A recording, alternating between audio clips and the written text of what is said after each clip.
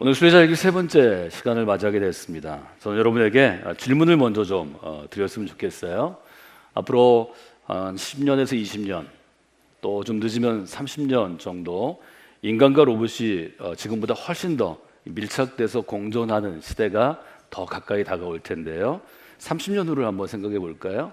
30년 후 미래 세계에서 우리와 함께 살아가는 로봇들은 로봇 스스로 시간을 갖기 위해서 개인 여행을 하거나 로봇이 로봇 친구나 인간 친구들과 함께 미술관이나 또 음악회나 또 히말라야 산에 트레킹하기 위해서 자유여행을 좀 하거나, 아니면 로봇도 가족이 있겠죠. 로봇 자기를 만든 설계자 또 로봇의 동생들 데리고 가족여행을 하거나, 그러니까 로봇 개인이 사람이 하는 것처럼 개인 여행이나 가족여행이나 또 어떤 특정한 목적을 위한 여행이나 아니면 무슨 투어에 인터넷에 신청해서 패키지 여행을 가거나 사람들을 사귀려고요. 이렇게 과연 할까 하는 게 질문입니다. 그러니까 미래 세계에서 활동하는 로봇들은 이런 여행을 하게 될까요? 하는 것입니다. 자, 여러분이 생각해 보시면 좋겠습니다. 오랜 시간 동안 우리가 SF 영화라고 불리우는 일종의 과학적으로 미래를 상상하는 영화에서는 인간과 로봇이 공존하고 로봇이 인간처럼 생각하고 활동하고 일하고 또 인간처럼 고민하는 것들이 아주 많이 그려지고요. 요즘은 훨씬 더 인간과 비슷한 혹은 인간을 능가하는 로봇의 출현에 대해서 우리가 이제는 인정하는 시대가 되었습니다. 제가 드린 질문은 요즘에 방송 활동으로 잘 알려지게 된 소설가인 김영하 씨가 여행의 이유라는 산문집에서 제기한 질문입니다. 어제 오후 3시경에 2주 전에 바울의 발자취를 따라서 터키 이스탄불에서 시작해서 갑바도기아, 파무칼레, 또 그리스의 아테네, 또 산 위에 있는 아주 메테오라는 아주 좋은 영감 있는 장소가 있는데요. 수도원을 방문하고 또 짧지만 로마에서 피렌체로, 피렌체에서 베니스로 순례 여행을 마친 귀한 성도들이 돌아왔습니다. 이분들은 여행 가기 전에 여행을 신청할 때 이미 여행이 주는 즐거움을 기대했을 것입니다. 새로운 풍경을 만나고 또 사진으로만, 영상으로만 보던 곳에 직접 내가 가서 보고 또 새로운 경험들을 하고 이런 생각들을 하죠. 도착한 분들이 얼굴을 보니까 그런 것보다 아주 피곤한 상태였습니다. 얼굴은 축 처졌고요, 색깔도 별로 좋지 않고 우리가 얘기하는 다크서클은 저보다 훨씬 더 깊었고 여행은 피곤한 것입니다. 생각한 것보다 여행에 위험 부담이 많습니다. 여행을 인솔한 저희 목사님과 교역자들, 성도들이 유럽은 소매치기나 분실 조심해야 되니까 각 성도들이 자기 백 들고 있나 보다가 새로운 걸 못 봤답니다. 여러분, 비용이 상상보다 많이 듭니다. 우리가 다 여행하고 싶지만 그 비용을 한번 여행 갔다 오면 적어도 1, 2년은 긴축해야 합니다. 시간 내는 쉽지 않습니다. 비용의 여유가 있는 분들도 시간을 2주간 낼 수 없어서 가지 못하는 분도 있습니다. 여행은 사실은 장점보다 단점이 아주 많습니다. 로봇은 인간의 설계, 프로그램에 의해서 생각하고 사고하고 행동합니다. 아마 로봇을 설계하는 사람이 어떤 사람이 되든지, 그가 어떤 철학을 갖고 있고 신앙을 갖고 있고 어떤 삶에 대한 관점을 갖고 있든지, 로봇의 존재란 인간의 일을 효율적으로 처리하도록 돕는 일종의 제품입니다. 그래서 아마 여행에 대한 생각들을 프로그램하지 않을 가능성이 많죠. 여행을 왜 가나 하는 것들을 다양하게 얘기할 수 있는데요.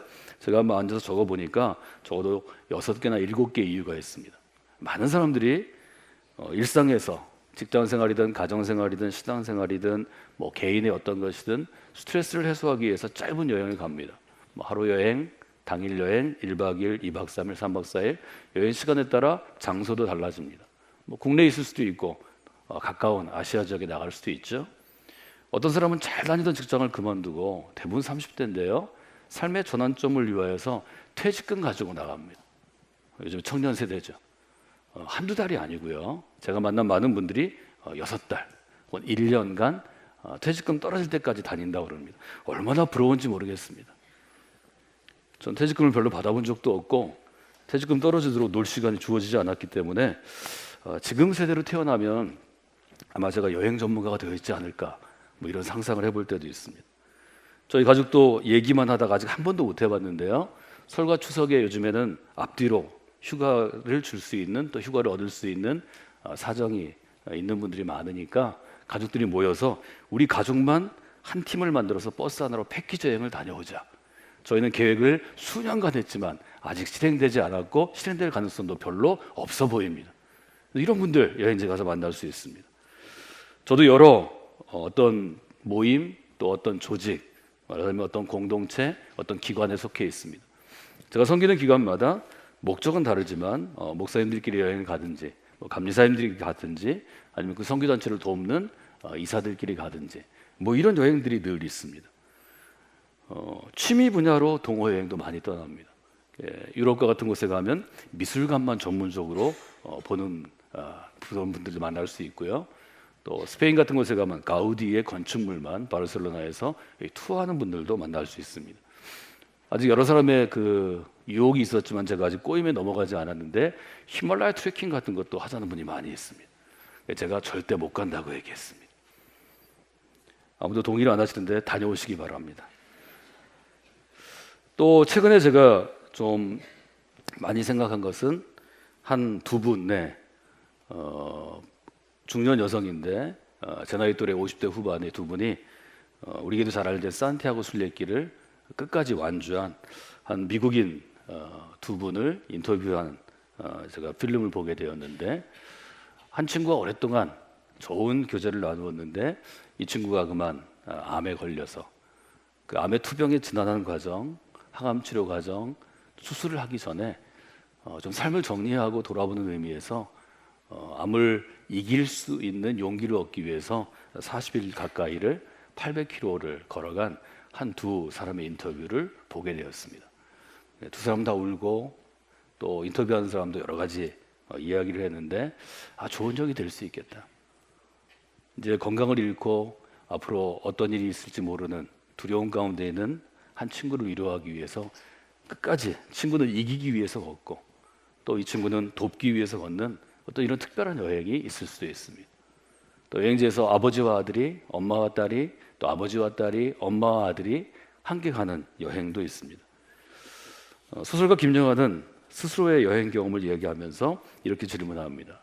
우리가 살아가는 이 지구상에서, 이 지구라는 별에서 이런 어떤 목적을 가지고 비용을 들이고 위험을 감수하고 시간을 쓰면서 여행하는 존재는 말하자면 생존을 위해서 일하기 위한 출장이 아니고 비즈니스 트립이 아니고 이렇게 하는 사람은 인간밖에 없지 않는가 하는 이야기를 합니다.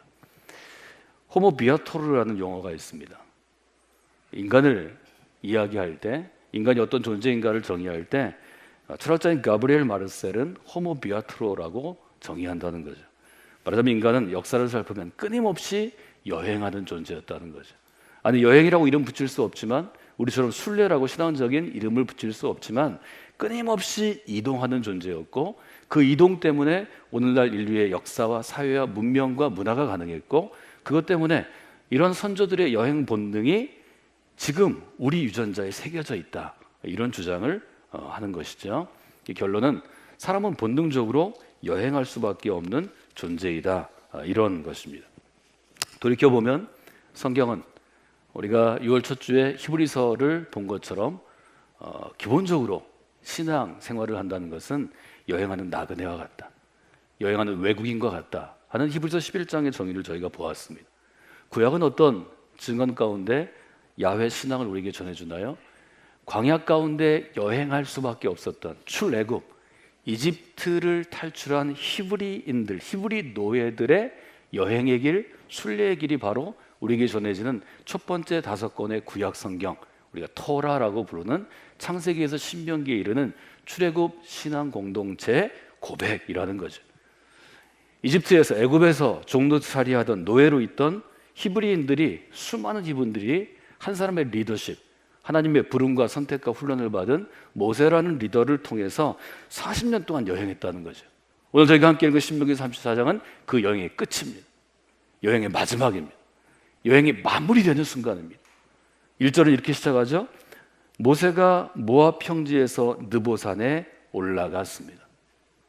여행의 마지막을 놔두고 이 여행을 인솔했던 여행의 즐거움도 괴로움도 슬픔도 기쁨도 고통스러움도 온몸으로 짊어졌던 위대한 하나님의 사람, 위대한 영적인 리더십 모세가 산에 올라갔습니다.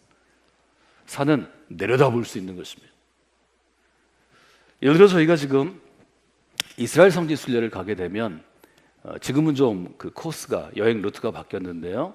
이집트에 먼저 가서 똑같이 출애굽한 공동체의 길을 따라 시나이 광야를 여행합니다.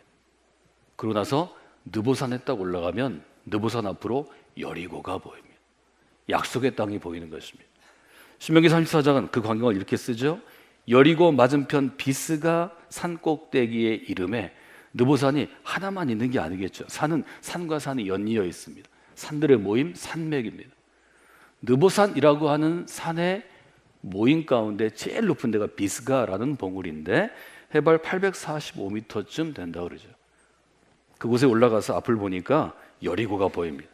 여리고만 보이는 게 아니라 2절에 보면 납달리와 에브라임과 므낫세의 땅과 서해까지 유다 온 땅과 네겝과 종려나무 서금 여리고 골짜기 평지를 수알까지 보이시고 모세 눈에 약속의 땅이 보입니다. 모세는 이 땅을 보기 위해서 여기까지 온 것입니다. 모세는 이 땅을 자기만 보는 게 아니라 이집트에서 종살이 하던 동족들, 히브리인이라고 불리우는 노예들의 그룹을 이끌어서 여기까지 온 것입니다. 그 히브리인 그룹은 12개의 큰 가족, 지파가 모여있는 일종의 지파연합, 지파 공동체였습니다. 모세가 자기의 해야 할 일, 달려갈 길, 바울의 표현으로 하면 자기의 사명을 마치는 순간이 온 것입니다. 위대한 순간이죠. 감동과 감격이 있는 순간이죠. 모세의 삶에 있어서 가장 중요한 교훈을 받을 수 있는 그런 순간입니다. 사람은 이런 존재라는 거죠. 호모 비아토르가 우리에게 얘기하는 것은 사람은 본능적으로 이동할 수밖에 없는 혹은 여행할 수밖에 없는 존재라는 거죠. 옛날에는 생존을 위한 이동이죠. 노예였던 사람들이 적과 꿀이 흐르는 약속의 땅으로 자유를 향하여 해방을 향하여 풍요한 삶을 향하여 40년간 여행했다는 거죠. 그래서 우리는 이것이 신앙의 원동력, 하나님의 명령을 따라 모세라는 리더를 통해했기 때문에 순례의 길이라고 볼 수 있는 거죠. 흥미로운 연구들을 많이 하는데요. 그중에 BBC 방송의 다큐멘터리를 보면 인간이나 혹은 인간과 함께 살아가는 동물과 식물의 삶에 대한 아주 학문적으로도 가치가 있고 또 실제 우리의 삶에도 유익한 그런 다큐멘터리들이 많이 있습니다. 그 중에 하나가 Human Murmur, Human Hunter라는 다큐멘터리가 있는데 여러분 조회수 보시면 600만 정도 조회를 한 굉장히 인기 있는 다큐멘터리입니다. 이 다큐멘터리는 뭘 얘기하냐면 인간은 사냥꾼으로부터 시작했다는 거죠. 인간은 사냥꾼이라는 거죠. 헌터라는 거죠. 그래서 실제로 칼라하리 사막의 한 부족을 소개합니다. 인간이 어떻게 고대에 사냥을 했고 그 사냥이 인간의 삶을 어떻게 바꾸었는가 하는 것에 대한 일정한 생물을 중심으로 한 인간과 생물을 중심으로 한 생태학적인 혹은 생태사회학적인 관점에서 만들어진 다큐멘터리입니다. 제가 설명을 장황하게 했지만 보시면 압니다. 굉장히 간단합니다. 이 부족이 사냥하기 위해서 사냥을 왜 하죠? 잡는 게 재밌어서 취미를 하나요? 사냥한 동물을 박제해가지고 장식품으로 하려고 그러나요? 아니요, 먹고 살기 위해 하는 것입니다. 어쩔 수 없이 뭔가를 먹어야 우리는 사는 것입니다. 사냥은 생존 때문에 하는 것입니다. 이 부족은 우리 아이들을 위해서, 우리의 부모를 위해서, 내 자신을 위해서 사냥하는 남자들의 이야기를 그립니다. 사냥 대상은 사냥감이죠. 여기서는 일종의 영향입니다. 뭐 아프리카나 아니면 광야 쪽에 있는 짐승을 생각하시면 좋겠습니다. 근데 이걸 잘 보시면 인간이 살아가는 게 뭔가, 사냥이 왜 생겼나를 다시 생각하게 됩니다. 저도 이 다큐멘터리를 보기 전까지는 사냥을 하려면 창을 잘 던지는 전사가 돼야 되겠다. 멀리서 저기서 달려오는 영향을 보고 창을 싹 던지면 창이 50m를 날아가서 딱 꽂히는 거죠. 그걸 딱 넘어지는 거죠. 그러면 돕는 사람들이 뛰어가서 사냥감을 잡는 거죠. 아니, 활을 잘 쏴야 되겠다. 활에 대한 영화가 뭐 10여 년 전에 우리나라에서 개봉이 됐는데요. 거기서는 활이 자유자재로 날아갑니다. 왼쪽으로 갔다 오른쪽으로 갔다 그냥 날아가는데 제가 가능할까 제가 물어보니까 저 정도는 아니지만 비껴 쏘는 건 가능하다, 그런 얘기를 제가 들었습니다. 영양을 쫓다가 기다리고 있다가 지나갈 때 활을 딱 쏴서 활을 맞은 영양이 넘어지면 그때 잡는 게 사냥이다. 놀랍게도 이 다큐멘터리의 가치는 인류가 어떻게 사냥했을까를 잘 보여줍니다. 사냥하는 방법은 첫째, 사냥감이 어디 있나 찾는 것부터 시작합니다. 흔적을 따라서 냄새를 맡고 찾아갑니다. 두 번째는 사냥할 타깃을 하나 정해가지고 무리로부터 떨어지게 합니다. 고립시킵니다. 무리에서 떨어지면 죽는 것입니다. 세 번째는 무리에서 떨어진 것을 둘러싸가지고 창을 던지거나 활을 쏘는 게 아니고요, 쫓아갑니다. 몇 시간 쫓아가냐면 8시간 쫓아갑니다. 뛰어서요. 여러분 앞에 짐승이 막 뛰어요. 여러분 강아지 뛰는 것도 쫓아가면 굉장히 어렵습니다. 제가 쫓아가 보니까 8시간이 아니라 8분 못 쫓아갑니다. 8초 쫓아갈 수 있습니다. 8초 쫓아가면 숨이 딱 막힙니다. 8초면 35m 갈 수 있습니다. 좀 빠르면 40m 갈 수 있습니다. 그때 숨 막힙니다. 8시간을 땡볕 아래서 이 사냥하는 부족민들이 쫓아갑니다. 8시간이 지나서 양을 잡게 되는데요, 창에 맞아서 잡을까요? 활에 맞아서 잡을까요? 아니면 신발 던져 잡을까요? 예, 영양이 습니다. 왜요? 8시간을 뛰었어요. 8시간 뛰니까 지쳐가지고 쓰고 포기합니다. 무릎을 딱 꿇습니다. 그러면 사냥꾼이 다가가서 창을 들어서 수고한 영양을, 고통을 주지 않기 위해 한 번에 죽이고 그 영양에게 일종의 종교적인 제의를 드립니다. 흙을 뿌리고 영양의 머리에 손을 얹고 축복하고 그 다음에 먹습니다. 가져가서. 뭘 얘기하는 걸까 하는 걸 생각해 볼 수 있죠. 인간은 처음부터 이렇게 뛸 수밖에 없는, 노동할 수밖에 없는 존재가 되는 거죠. 이건 뭐 창세기에도 물론 언급이 되어 있는데요. 그래서 인간은 하루 종일 움직이지 않으면 우리 신체에 순환이 잘 되지 않아서 소위 말해서 성인병에 걸립니다. 우리가 지금 어려움 겪고 있는 당뇨, 혈압, 또 비만과 같은 것들, 이런 것들이 인간은 계속해서 뛰어야 된다는 거죠. 인간의 유전자하고 아주 많이 일치하는, 97% 정도 일치하는 고등한 유인원들이 있습니다. 여러분 잘 아시는 침팬지나 아니면 고릴라나 아니면 원숭이들 부류가 있습니다. 이 세 부류는 고혈압이나 당뇨가 없다는 거죠. 그럼 우리처럼 2시간씩 짐에 가가지고 개인 트레이너 삼아가지고 뛰거나 뭐 아령 같은 걸 들고 이 기구를 이렇게 운동하거나 산책 안 한다는 거죠. 잘 산다는 거죠. 인간은 그렇게 안 돼 있다는 거죠. 뛰어야, 걸어야 먹고 살 수 있다는 거죠. 또 건강해질 수 있다는 거죠. 이 다큐멘터리나 아니면 2007년에 하버드대 고고학과와 또 유타대 생물학과 연구팀이 발표한 연구는 원시 인류, 오래전에 우리의 선조들은 먹고 살기 위해서 사냥을 해야 됐고, 사냥이라는 게 동물이 지칠 때까지 쫓아야 된다는 거죠. 동물이 먼저 지치냐 내가 먼저 지치냐의 문제라는 거죠. 지칠 때까지 뛰어서 쫓아가면서 현재의 모습을 갖추게 되었고, 이것이 인류가 긴 곳을 이동하는 데 영향을 주었을 가능성이 있다라는 일종의 이론입니다. 상당히 일리가 있는 이론이기 때문에 다큐멘터리로 만들고 연구하고 책으로 출판되었습니다. 우리는 많은 사람들이 요즘에 아메리카를 굉장히 높이 봅니다. 그중에도 북아메리카, 백인들이 살고 있는 미국과 캐나다가, 특별히 한국에는 지난 한 세기 동안 엄청난 영향을 주었습니다. 미국을 잘 알고 미국 사람처럼 생각하고 미국에 공부하러 갔다 온 사람들이 우리나라 엘리트가 되고 상층부를 이루게 되었습니다. 엄밀히 얘기하면 북아메리카든 남아메리카든 백인의 나라가 아닙니다. 그것은 이미 수천 년 동안 주로 몽고 지역에서 출발한 아시아족 인종이 얼어붙은 바다를 넘어가서 아메리카에 정착해서 마야나 잉카나 아즈텍과 같은 고도의 문명을 이미 이룬 곳입니다. 백인들은 나중에 항해술과 용기와 화약과 총포의 발견으로 17세기부터 그 대륙에 살던 수많은 원주민들, 아시아계 원주민들을 죽이고 그곳에 자기의 식민지를 만든 것입니다. 인류의 역사라는 게 그런 이동이라는 거죠. 제가 이 말씀을 드리는 것은 백인들 앞에서 너무 주눅 들고 살지 마시라고요. 성경은 백인들의 책이 아닙니다. 성경은 어쩌면 아시아에 훨씬 더 가까운 사람들의 이야기입니다. 예수님은 백인이 아닙니다. 성경에 나오는 많은 사람들이 저희처럼 색깔이 있는 종족, 아시아인이거나 흑인이었습니다. 이걸 우리가 볼 수 있다는 거죠. 통계를 한번 제가 살펴보면요, 인터넷 사회가 되고 글로벌한 사회가 되면 1990년대 초반에는 사람들의 이동이 줄을 걸로 봤습니다.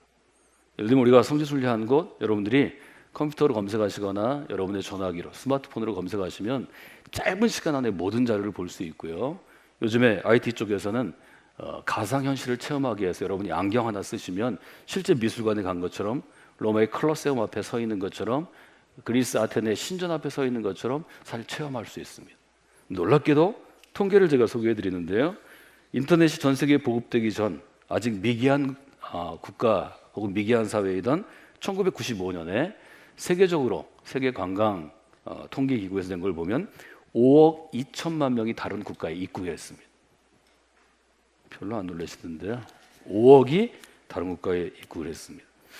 인터넷 세상이 열렸고요. 특별히 컴퓨터보다는 컴퓨터의 모든 기능이 손안의 전화기로 들어오면서 스마트폰이 열리면서 어떤 변화가 있었을까? 20년이 지났습니다.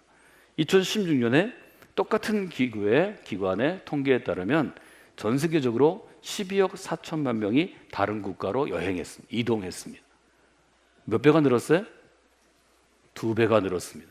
더 중요한 통계는 비행기 회사에서 쓰는 항공 승객, 공항에서 내는 승객 수입니다. 1995년에 인터넷으로 미개하던 사회에는 13억 정도가 비행기를 탔습니다. 20년이 지났습니다. 2017년 통계인데요. 몇 명이 탔어요? 39억, 지금 40억이 넘었겠지. 몇 배가 늘었어요? 3배 늘으니까 별로 안 늘었네 이런 생각이 있지만 숫자로 따지면 얼마가 늘은 건가요? 26억이 늘은 것입니다. 더 많은 정보들을 리얼타임으로 실시간으로 보고 그곳에 직접 가지 않아도 가상으로 체험할 수 있는 기술은 계속 발전하는데 실제로 가는 사람은 줄어요, 늘어요? 더 많이 늘어났다는 거죠.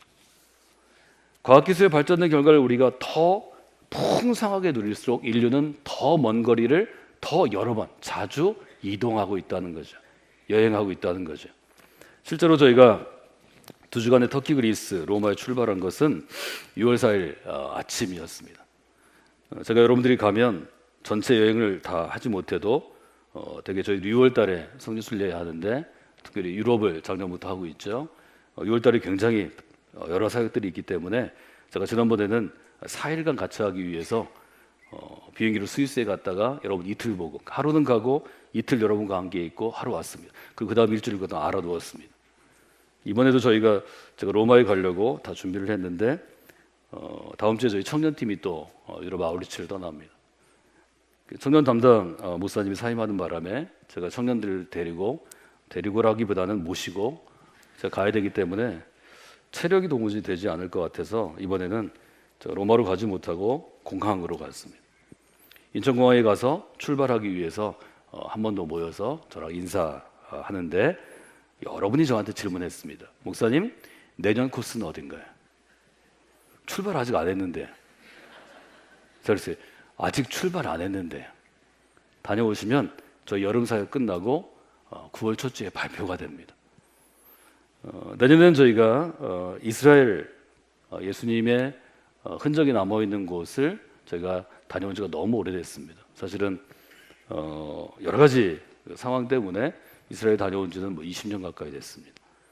저희가 성지순례를 하고요. 유럽 지역은 저희가 다 6월 첫 주에 세팅했는데 이스라엘은 2월 마지막 주가 좋습니다. 근데 그때는 너무 많은 교회들이 가기 때문에 3월 둘째 주로 지금 유재유 원사님과 함께 좀 이야기를 하고 있고요.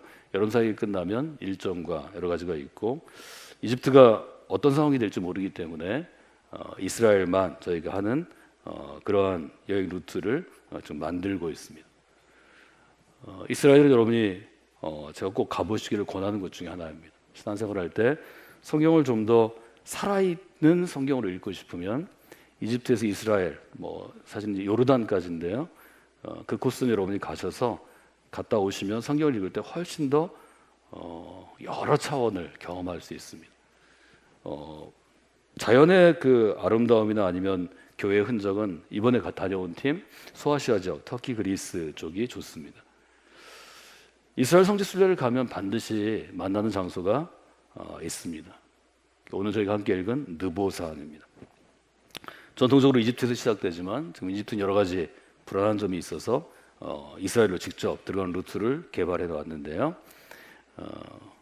느보산 앞에 섰을 때 모세도 감격했고 이스라엘 사람도 감격했습니다. 느보산에는 주 4세기경부터 모세 기념교회가 세워졌고 여러 번 파괴되고 부서지고 다시 짓고 한 끝에 지금은 1932년에 복원된 프란체스칸 수도회가 지어놓은 모세 기념교회가 있습니다. 인간이 지어놓은 기념교회보다 더 특별히 성도들의 삶을 잡는 것은 저 앞에 상징물입니다. 어떤 상징물이 있는가 하면 모세의 삶을 상징하는 놋뱀이 있습니다. 근데 저 앞에 서면 특별히 신앙생활을 깊이 하는 분들, 또 목회자로, 또 설교자로, 혹은 성도들 가운데 소그룹 인도자나 교사나 성경교사로 신앙생활을 좀 더 깊이 하고 묵상하고 성경을 주로 전하고 배우고 묵상하는 분들은 생각을 많이 하게 됩니다. 놋뱀은 여러분이 아시는 것처럼 광야 생활 가운데 백성들이 여러 가지 다양한 경험을 하는데 뱀에게 물려서 고통스럽고 힘들어서 모세에게 불평하고 원망하던 때죠. 모세가 너무 힘들어하니까 하나님이 얘기하십니다. 민수기 21장에 보면 불뱀을 만들어 장대 위에 매달아라. 그 뱀을 보는 자는 살게 될 것이다. 민수기 21장 9절에 보면 이렇게 되어 있죠. 모세가 못뱀을 만들었습니다. 장대 위에 달았습니다. 뱀에 물린 사람이 놋뱀을 쳐다보았습니다. 그리고 살아났습니다. 문장을 이으니까 저희가 문장이고요. 히브리어는 이렇게 좀 끊어지는 단문 형식입니다. 놋뱀을 보면서 하는 것입니다. 그리고 살아난 사람이 있습니다. 놀랍게도 그런데 광야 공동체 가운데 뱀에 물려 죽게 되었는데 놋뱀을 보지 않는 사람도 있어요. 정말 놀라운 일이죠. 보면서 하는데 왜 안 볼까요? 지난주에 저희가 살펴본 것처럼 성경은 우리에게 한 가지만 계속해서 얘기합니다. 인생의 순례길에서 인생의 여행길에서 예수 그리스도의 십자가를 바라보면 반석이 깨어져 생명의 물이 솟아난다는 것입니다. 이것이 성경의 도전입니다. 그리스도를 바라보라는 것입니다. 그리스도 이전의 시대 광야 공동체 가운데는 하나님을 바라보라는 것입니다. 이것이 교회의 영원한 도전입니다. 우리가 해야 할 영원한 도전입니다. 여러분들이 그 도전 가운데 응답하는 분들이 되시기를 원합니다. 지난주에 살펴본 것처럼 신앙은 반응입니다. 내가 반응하는 것입니다. 내가 그 도전 가운데 어떻게 반응하는가의 문제입니다. 반응하면 신앙의 체험을 하게 되고 말하자면 하나님을 경험한 나일강이 갈라지는 반석이 깨어지는 모세의 지팡이가 내게 주어지고 반응하지 않으면 그 지팡이는 없는 것입니다. 여러분 그 믿음의 지팡이 없이 신앙생활을 할 수는 없습니다. 여러분 개인에게 주신 하나님을 체험한 하나님의 기적을 체험한 하나님의 능력이 일어나는 믿음의 지팡이가 여러분의 손에 있어야 합니다. 어린아이들에게 제가 설교할 때는 10여 년 전쯤에 해리포터가 굉장히 유행했는데요. 해리포터를 위대한 마술사 되게 하는 건 뭔가요? 그의 지팡이입니다. 마술 지팡이입니다. 모세에게는 하나님의 지팡이가 있었습니다. 저는 오늘 여러분들에게 모세의 죽음과 관련된 짧은 성경의 해석 또 재해석을 함께 나누려고 합니다. 이 느보산에 서서 모세 기념교회 앞에서 깊이 있게 신앙생활을 하거나 영적인 리더로 목회자나 신학교 교수나 설교자나 성경교사로 사역하는 사람들은 굉장히 아쉬워합니다. 그것은 신명기 34장 4절 말씀 때문입니다. 하나님이 모세에게 말씀하십니다. 내가 아브라함과 이삭과 야곱에게 맹세해서 그 후손들에게 주고자 했던 약속이 있었다. 내가 지금 눈으로 보는 것이 그 약속의 땅이다. 그 다음에 이렇게 되어 있죠. 그런데 너는 그 땅으로 건너가지 못한다. 이 말을 들은 모세가 마음이 어땠을까요? 정말 우리 이야기로 하면 죽도록 고생해서 이 수많은 이스라엘 사람들을 약속의 땅까지 인도해 왔는데 그 땅을 하나님이 보라고 그러십니다. 이 땅 때문에 우리가 이렇게 고생한 거야. 이 땅에 들어가서 하나님의 나라를 세우게 될 거야. 모세에게 얘기하십니다. 너는 여기까지. 여기서 그만. 너는 여기서 너의 여행을 끝내야 돼. 모세의 마음은 어땠을까요? 얼마나 속상했을까요? 상처받았겠죠? 상처받은 다음에 하나님이 야속하지 않았을까요? 하나님 왜 그러세요? 건너가면 여리고인데 저 강을 건너면 약속의 땅인데 땅을 밟고 제가 갈 수 있잖아요. 신명기 34장은 토라 첫 번째 5권의 책, 우리가 오경이라고 불리우는 오경, 모세 오경을 끝내면서 거기에 대해서 언급하지 않습니다. 물론 여러 곳의 성경은 모세가 출애굽 생활 가운데 광야 40년 가운데 너무 다혈질이라서 한순간에 감정을 이기지 못해 하나님의 명령을 어겼기 때문이라고 해석하지만 그것은 일부분입니다. 어떻게 바라볼 수 있을까? 저는 첫 번째로 한 단어를 여러분들이 기억하시면 좋겠습니다.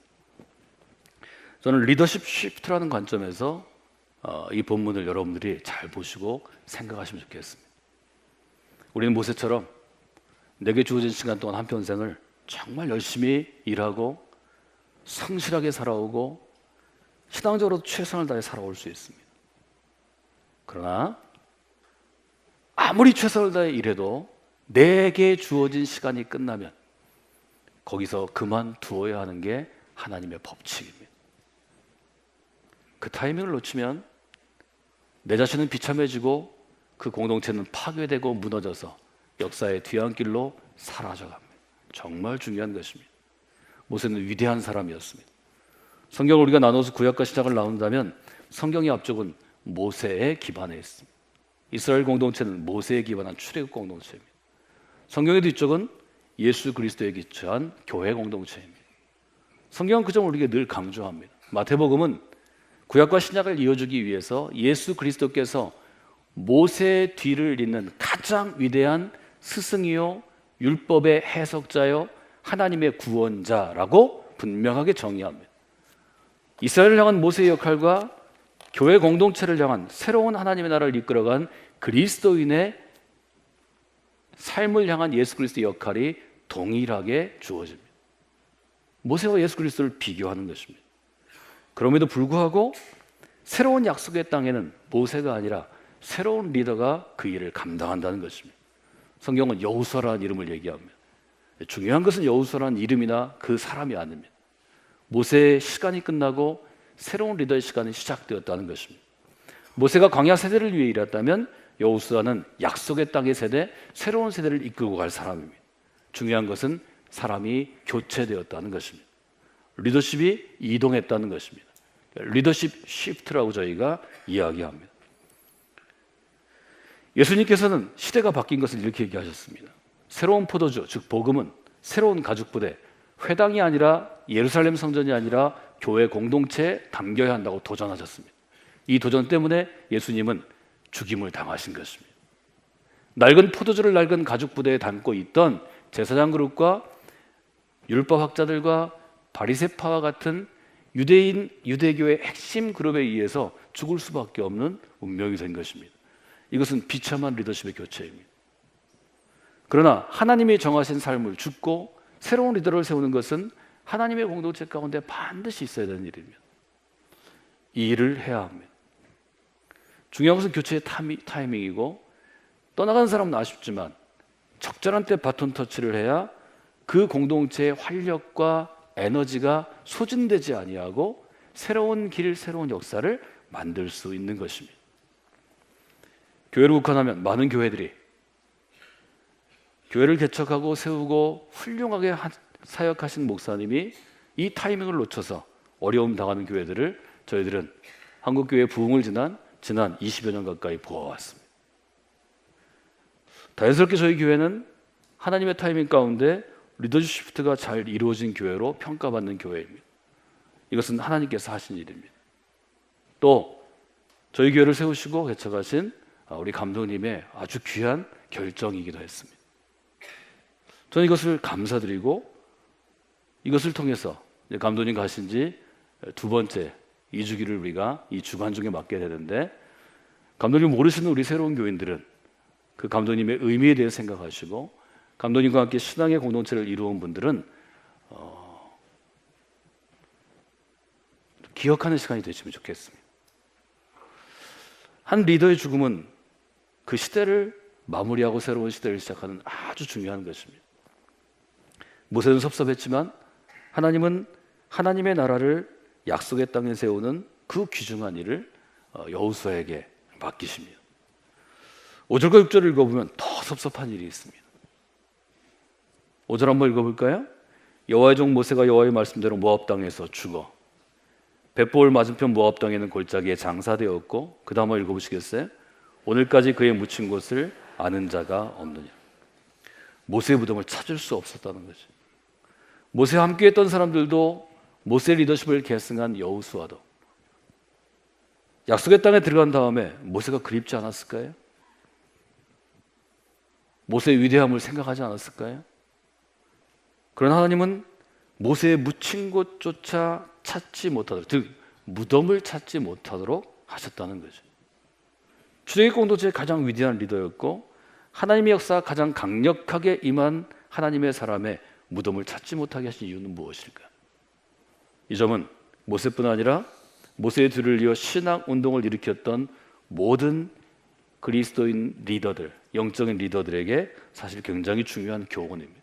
저는 두 분의 이야기를 해드리려고 합니다. 감리교인들은 웨슬리의 흔적을 찾아가서 웨슬리의 무덤을 찾아갑니다.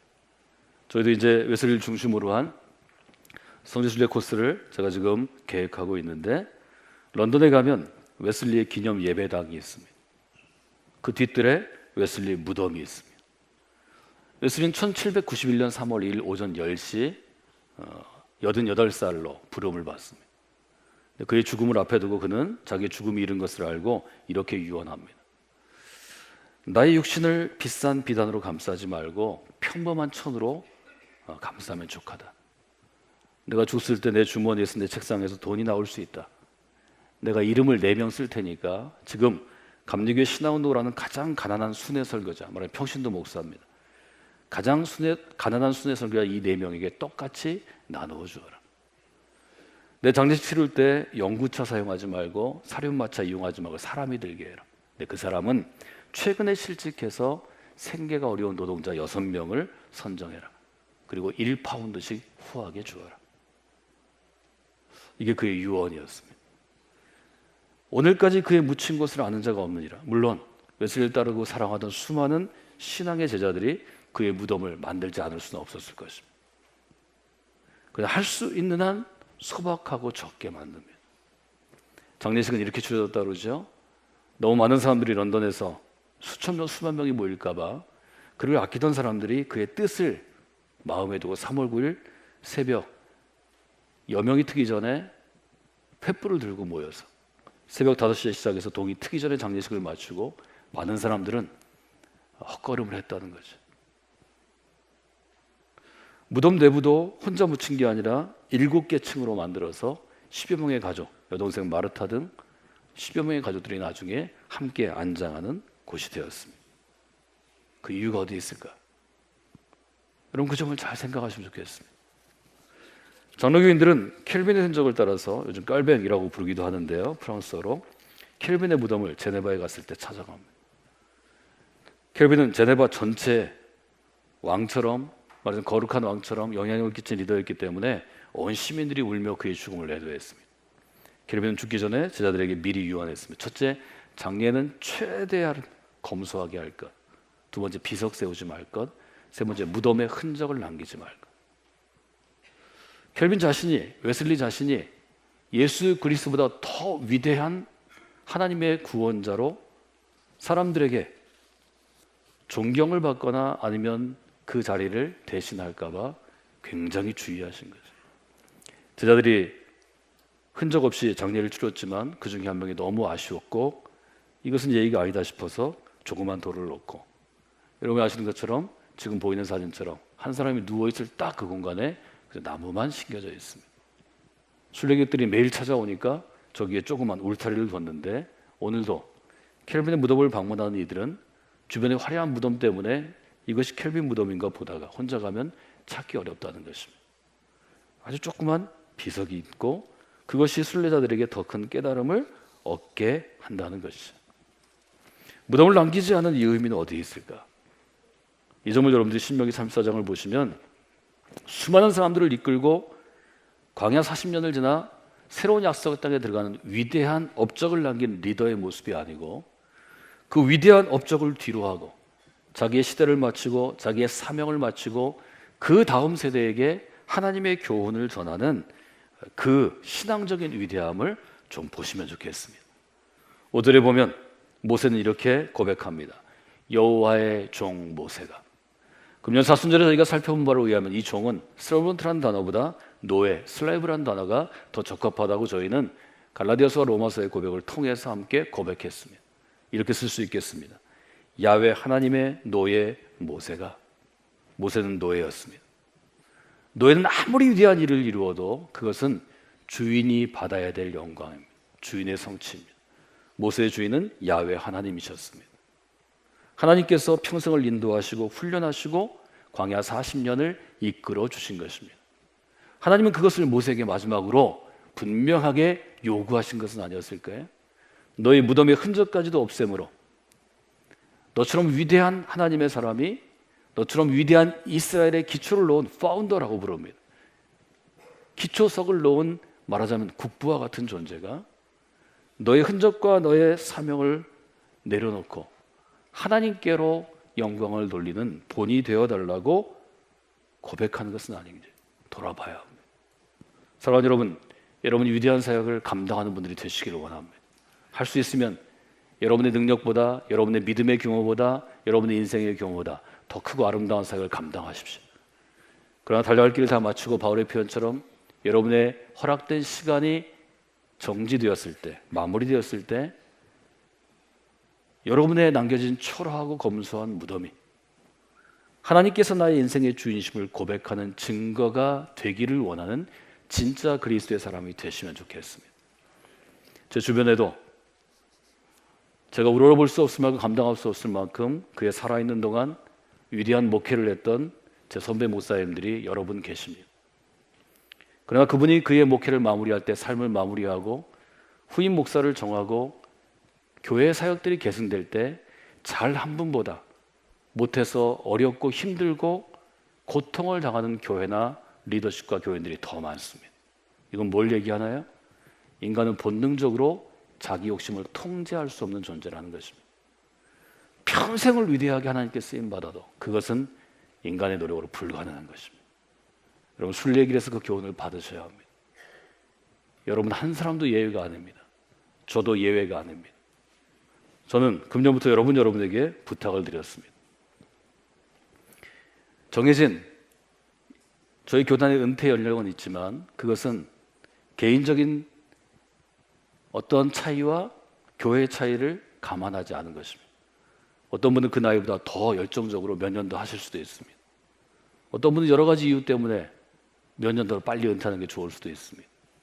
저는 그 타이밍도 하나님이 주시기를 원합니다. 또 여호수라는 특별한 인물이 그 사역을 꼭 감당하는 게 아닙니다. 하나님이 선택하시고 적절한 후보자가 여러 있으면 그 중에 누가 돼도 하나님께서 그 사람의 스타일대로 이루어 가시는 것입니다.